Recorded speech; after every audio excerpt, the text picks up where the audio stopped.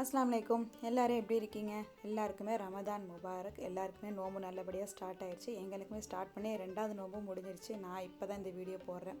Already Ramadan 1 வந்து ப்ரிப்ரேஷன்லாம் எப்படி பண்ணலாம் அப்படிங்கிற மாதிரி நான் வந்து நிறைய டிப்ஸ்லாம் கொடுத்துருந்தேன்.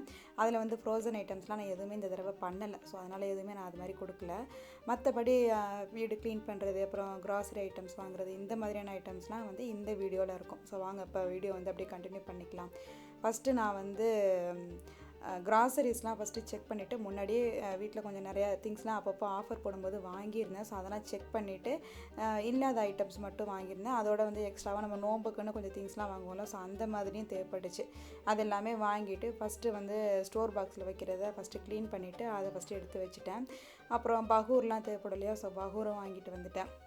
அப்புறம் வந்து இந்த புளி வந்து எப்போயாவது தான் கிடைக்கும்.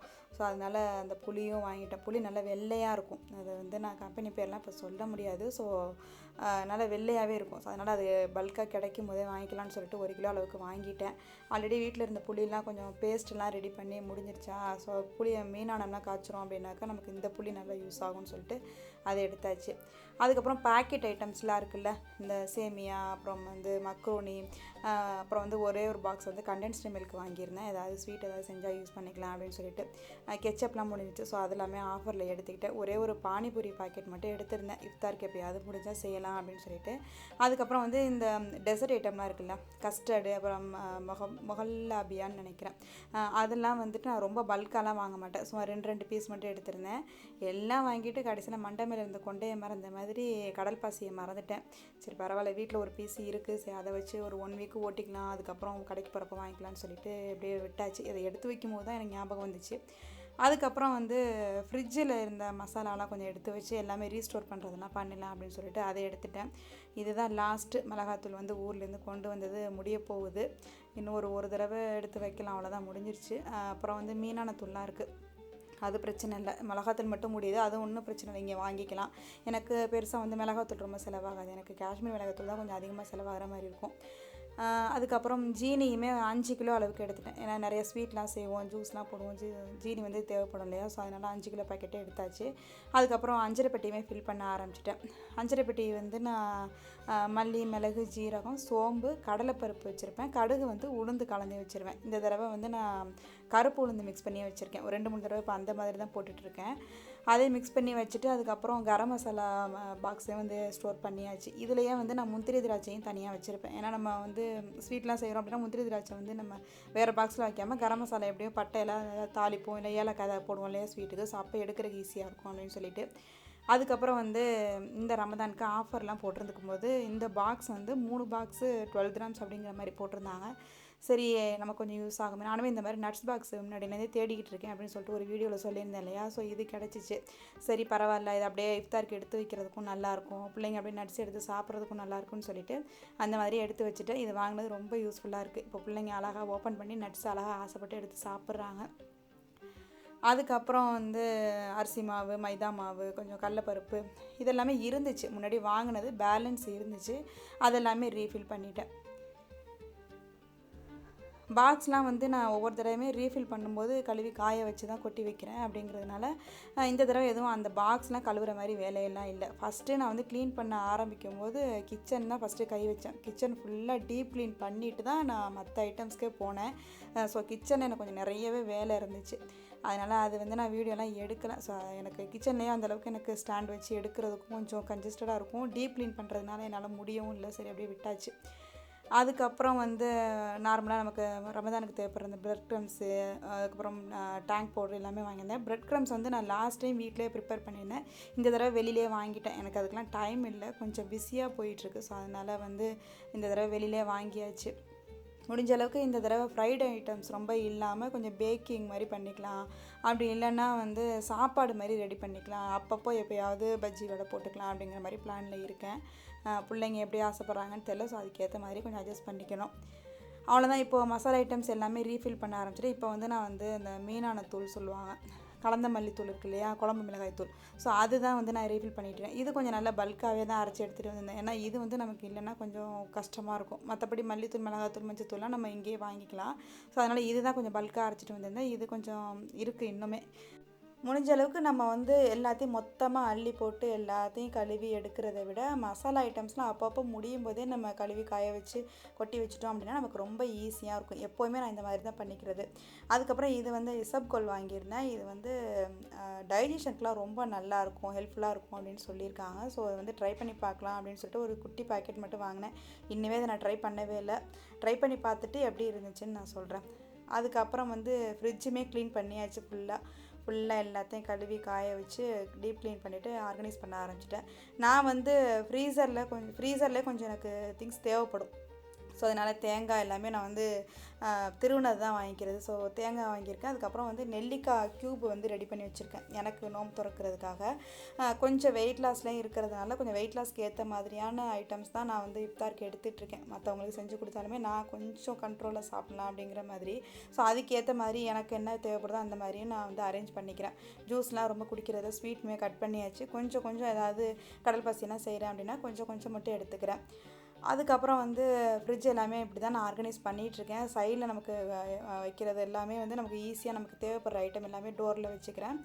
ஃப்ரீசரில் அதாவது நம்ம கடையில் எடுக்கும்போது எந்த திங்ஸ் எங்கே இருக்கோ அதை நம்ம ஞாபகம் வச்சுட்டு அதே மாதிரி ஃப்ரிட்ஜில் அரேஞ்ச் பண்ணிட்டோம்னா போதும், நமக்கு திங்ஸ் எதுவுமே வீணாக போகாது. அதுக்கப்புறம் என்னுடைய காய்கறி பாக்ஸ் இருக்குல்ல, எல்லார் வீட்லேயும் காய்கறி பாக்ஸில் ஃபுல்லாக காய்கறி இல்லை கொஞ்சம் திங்ஸ் வச்சுருப்பாங்க. நான் ஃபுல்லாகவே இந்த ஊர்லேருந்து எடுத்துகிட்டு வந்து இந்த மளிகை ஜாமான் ஐட்டம்ஸ் தான் வச்சுருப்பேன்.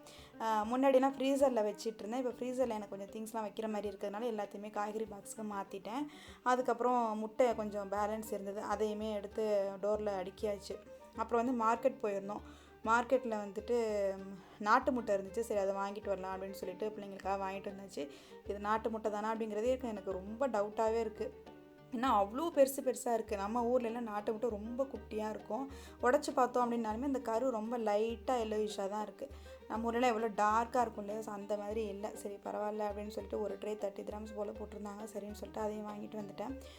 அதுக்கப்புறம் எல்லாமே ஆர்கனைஸ் பண்ணியாச்சு. மேலே வந்து எப்போவுமே வந்து நான் அந்த லெஃப்டோவர் ஐட்டம்ஸ்லாம் இருக்குல்ல அதை வைப்பேன். அதுக்கப்புறம் மாவு அரைச்சி வைக்கிறோம் அப்படின்னா அதை வந்து ஃபஸ்ட்டு ரேக்கில் வச்சுக்குவேன். ஏன்னா அப்போ தான் நமக்கு வந்து கூலிங்கான கொஞ்சம் நல்லா தாராளமாகவே கிடைக்கும். மேக்ஸிமம் வந்து நம்ம மேலே வச்சுட்டோம் அப்படின்னா நமக்கு மாவு ரொம்ப புளிக்காது. கொஞ்சம் ஃப்ரிட்ஜு பழசாக இருந்தாலும் மாவு ரொம்ப புளிக்காது.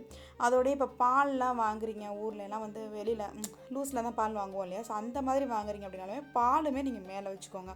கீழே வைக்கிறீங்க அப்படின்னா மேலேருந்து நம்ம ஏதாவது திங்ஸ் எடுக்கும்போது ஏதாவது பட்டால் கூட பால் வந்து திறஞ்சி போகிறதுக்கு வாய்ப்பு இருக்குது. ஸோ அந்த மாதிரி பார்த்து உங்களுக்கு தகுந்த மாதிரி ஆர்கனைஸ் பண்ணிக்கோங்க. ஒரு வழியாக எல்லா வேலையும் முடிச்சுட்டு அப்புறம் அப்படியே லாஸ்ட்டாக வீட்டுக்கு மாப்பு போட்டு முடிச்சாச்சு. இதோட வந்து எல்லா வேலையும் முடிஞ்சிருச்சு. கொஞ்சம் வாஷிங் ஒர்க் இருக்குது, அதை வந்து சைட் பை சைடு அப்படியே போட்டுக்கலாம் அப்படின்னு சொல்லிட்டு விட்டுட்டேன். மேக்ஸிமம் போட்டாச்சு. கொஞ்சம் பெட்ஷீட்டு இப்போ வந்து டோர் மேட்டு இதெல்லாம் கொஞ்சம் இருக்குது. வீடெல்லாம் தொடச்சி முடிச்சதுக்கப்புறம் தான் அதை துவைக்கணும் இல்லையா, ஸோ அதனால் அது மட்டும் பெண்டிங்கில் இருக்குது. அது என்ன நம்ம மிஷினில் தானே போட போகிறோம், கொஞ்சம் அப்படியே சைட் பை சைட் பார்த்துக்கலாம் அப்படின்னு சொல்லிட்டு விட்டுட்டேன். அதுக்கப்புறம் வந்து கொஞ்சம் ஃப்ரிட்ஜில் வெஜிடபிள்லாம் வாங்கி வச்சுருந்தேன் இல்லையா, அதெல்லாம் கொஞ்சம் ரெடி பண்ண வேண்டியது. ஸோ அதையுமே வந்து அன்றைக்கே உட்காந்து எல்லா வேலையும் முடிச்சிட்டேன். ஏன்னா ஈவினிங் வந்து பார்த்துட்டாங்க அப்படின்னாக்கா அப்படியே ரொம்ப ரஷ் ஆகிடும் நமக்கு.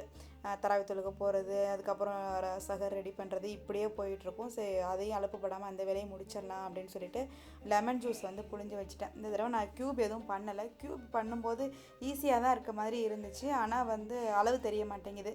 சம்டைம்ஸ் வந்து நம்ம லெமன் வேறு எதுக்காவது எடுக்கிறோம் அப்படின்னாலுமே எனக்கு அந்தளவுக்கு செட் ஆகலை. நான் ஃபஸ்ட்டு டைம் நான் வந்து ரமதான் ப்ரிப்ரேஷன் போடும்போது க்யூப்ஸ் தான் பண்ணியிருந்தேன். இப்போ எனக்கு அது செட் ஆகலை. சரின்னு சொல்லிட்டு நான் பாட்டிலில் புழிஞ்சு வச்சுட்டேன்.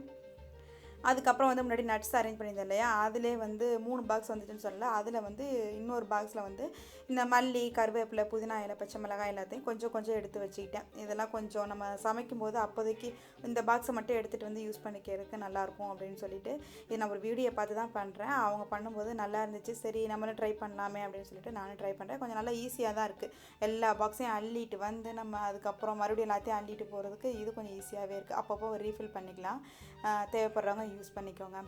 நல்லா அழகாக இருக்குல்ல, பாக்ஸ் நல்லா சூப்பராக இருந்துச்சு. அவ்வளோதான். அதுக்கப்புறம் வந்து பேலன்ஸ் இருக்க அந்த மல்லி இலை, கருவேப்பிலை எல்லாத்தையும் ஒரு பெரிய பாக்ஸஸில் போட்டு வச்சுட்டேன். இது வந்து டிஷ்யூலாம் சுற்றி வைக்கிறதுக்கு எனக்கு விருப்பம் இல்லை. கொஞ்சம் ஓப்பனில் வச்சா கூட உங்களுக்கு இலையெல்லாம் காஞ்ச மாதிரி ஆயிடுது, என்ன தான் நம்ம பேப்பரில் சுற்றி வச்சாலும். ஸோ இந்த மாதிரி ஏர்டைட் பாக்ஸாக இருந்துச்சு அப்படின்னா உங்களுக்கு கம்ஃபர்டபுளாக இருக்கும். கருவேப்பிலையும் புதினா இலையும் கொஞ்சம் தான் இருக்குது இல்லையா, ஸோ அதனால் அப்படியே அது மேலேயே ஒரு டிஷ்யூவை போட்டு புதினாவையும் கருவேப்பிலையும் ஒரே பாக்ஸ்லேயே போட்டுட்டேன். ரொம்ப அமுக்கி வைக்காமல் கொஞ்சம் மேலாப்பில் வச்சோம் அப்படின்னாக்கா உங்களுக்கு அழுகியே போகாமல் இருக்கும். அவ்வளோதான். இப்போ இது எல்லாமே எடுத்தாச்சு. அப்புறம் நைட்டுக்கு வந்து எதுக்கும் தேவைப்படும். நம்ம எப்படியும் வந்து கறி தான் வாங்குற மாதிரி இருக்கும், ஏதாவது சமைக்கிற மாதிரி இருக்கும் அப்படின்னு சொல்லிட்டு நான் வந்து கொஞ்சம் சின்ன வெங்காயமும் பூண்டுமே உரித்து வச்சுட்டேன். அன்றைக்கி வந்து சகருக்கு தாலியானம் தான் செஞ்சுருந்தேன். மேக்ஸிமம் நான் வந்து ஃபஸ்ட்டு சகருக்கு தாலியானம் தான் செய்வேன். பிள்ளைங்களும் அதான் விரும்புவாங்க. ஸோ அதனால் வெங்காயம் பூண்டு தேவைப்படும்னு சொல்லிட்டு அதையுமே உரித்து வச்சுட்டேன். ஒரு வழியாக எல்லா வேலையும் முடிஞ்சிச்சு. கை வேலை பார்க்குறது, க்ளீனிங்கு அப்படி இப்படின்னு ஒரே ரஷ்ஷாக போயிட்டு ஒரு வாரமாக ரொம்ப பிஸியாகவே இருந்துச்சு. அது எல்லாமே முடிச்சுட்டு அப்படியே பாக்ஸ் எல்லாத்தையுமே நான் ஃப்ரிட்ஜில் அரேஞ்ச் பண்ணிட்டேன்.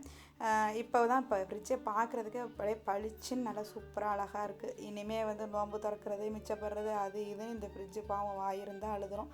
எல்லாத்தையும் கொண்டு போய் இதுக்குள்ளே தான் திணிப்போம். முடிஞ்ச அளவுக்கு நான் இந்த தடவை ஃப்ரோசன் ஐட்டம் பண்ணாமல் அப்போக்கப்போ தேவைப்படுறது மட்டும் செஞ்சுக்கலாம் அப்படிங்கிற மாதிரி ஐடியாவில் இருக்கேன். அதுக்கப்புறம் வந்து இந்த பாதாம் பிசின், சம்சா விதை அதையுமே ஊற வச்சுட்டேன்.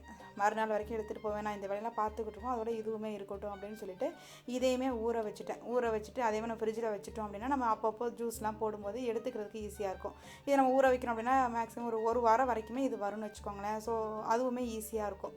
நான் இது போல் தான் பண்ணிகிட்ருக்கேன். பாதாம் பிசின் வந்து பவுடர் பண்ணி வச்சுருக்கேன். லாஸ்ட் இயர் இதே மாதிரி தான் பண்ணியிருந்தேன். ஸோ அதே மாதிரி இந்த தடவையும் பவுடர் பண்ணி வச்சாச்சு. அதுவுமே கொஞ்சம் ஊறுறதுக்கு ஈஸியாக இருக்கும், சீக்கிரமே ஊறிடும். அதுக்கப்புறம் வந்து கொண்டக்கடலை ஒரு கொஞ்சமாக ஊற வச்சுக்கிறேன்.